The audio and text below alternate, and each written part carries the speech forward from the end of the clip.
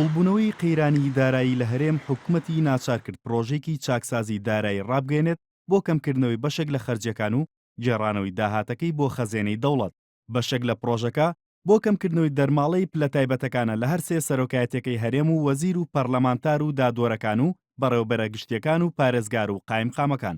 بەپێی پرۆژەکەی حکوومەت لە سەداسەدی دەرماڵی پەرلەمانتاران و دەستەی سەرۆکایەتی پەرلەمان دەبڕدرێت لە هەر چوار خولەکەی پەرلەماندا کە بەم جۆرەیە. پەرلەمانی کوردستان بە هەر سێ خولی ڕابردوویەوە 327 پەرلەمانتاری خانەنشینی هەیە کە هەرێکێکیان جگە لە موچەی بنەڕەتی مانگانە 1,500,000 دینار دەرماڵی هەیە و هەمووی دەبڕدرێت کە کۆی گشتی دەکاتە 409,500,000 دینار. خولی چوارەمیش جگە لە دەستەی سەرۆکایەتی لە 108 ئەندام پەرلەمان پێکدێن و مانگانە جگە لە موچەی بنەڕەتی 3 ملیۆن دینار دەرماڵیان هەیە کە کۆی گشتی دەکاتە 324 ملیۆن دینار و سەرجەمی دەبڕدرێت. دەستەی سەرۆکایەتی پەرلەمانیش کە لە 3 کەس پێکدێن هەر کەسێکیان 4 ملیۆن دینار دەرماڵیان هەیە کە کۆی گشتی دەکاتە 12 ملیۆن دینار و ئەوانیش دەبڕدرێت.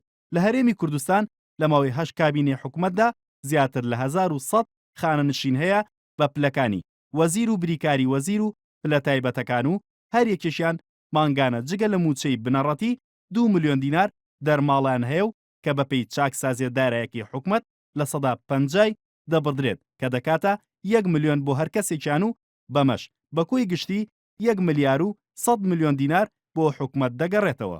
کابینەی هەشتەمی حکوومەتی هەرێم لە 21 وەزیر و 4 بریکاری وەزیر و 9 سەرۆکی دەستە و فەرمانگە پێگاتووە کە مانگانە هەرێکێکیان 2 ملیۆن و 500,000 دینار دەرماڵیان هەیە و بەپێی پرۆژەکە لە 150 دەبڕدرێت کە کۆی گشتی دەکاتە 42 ملیۆن و 500,000 دینار.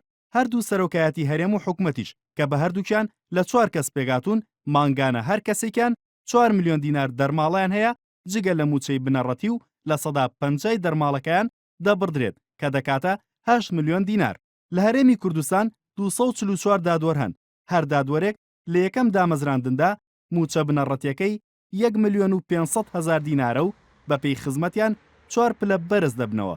بۆ هەر پلە بەرزکردنەوەیەکیش 250,000 دینار دەچێتە سەر موچەکان کە لە دوا پلەدا موچەی بنەڕەتیان دەگاتە 2 ملیۆن و 250,000 دینار. دەرماڵی دادوەرەکانیش بە ڕێژەی لە 200 موچە بنەڕەتیەکانیانە و بەپێی پرۆژەکەی حکوومەتیش لە 150 کۆی گشتی دەرماڵەکەیان دەبڕدرێت. هەر بەڕێوەبەرێکی گشتیش لە هەرێم 1 ملیۆن و 500,000 دینار دەرماڵی هەیە و بەپێی پرۆژەکەش لە 130 دەرماڵەکەیان دەبڕدرێت کە دەکاتە 450,000 دینار. لە خاڵێکی پرۆژەکەدا هاتووە کە حکوومەت سەرجەم خەرجەکانی ڕسم و کری کارەبا و مۆلیدە و خزمەتگوزاری مانگانە لە شوێنی نیشتەجێبوونی پلە تایبەتەکان دەبڕێت.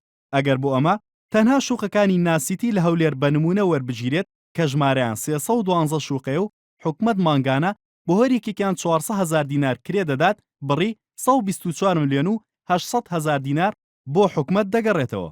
لە خاڵێکی تریشدا حکوومەت بڕیاری داوە لە ساڵی 2016دا پلە بەرزکردنەوەی فەرمانبەران ڕابگرێت تا پەسەندکردنی پرۆژەی بودجەی هەرێم لە کاتێکدا هەرێم 2 ساڵە پرۆژەی بودجەی نییە و بە وتەی ئەندامێکی لیژنەی دارایی پەرلەمانیش حکوومەت تەنها بەو خاڵە 5 ملیارد دیناری بۆ دەگەڕێتەوە.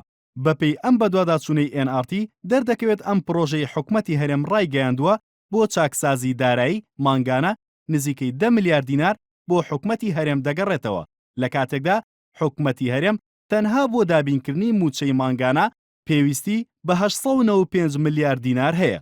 هاوکاریاسین NRT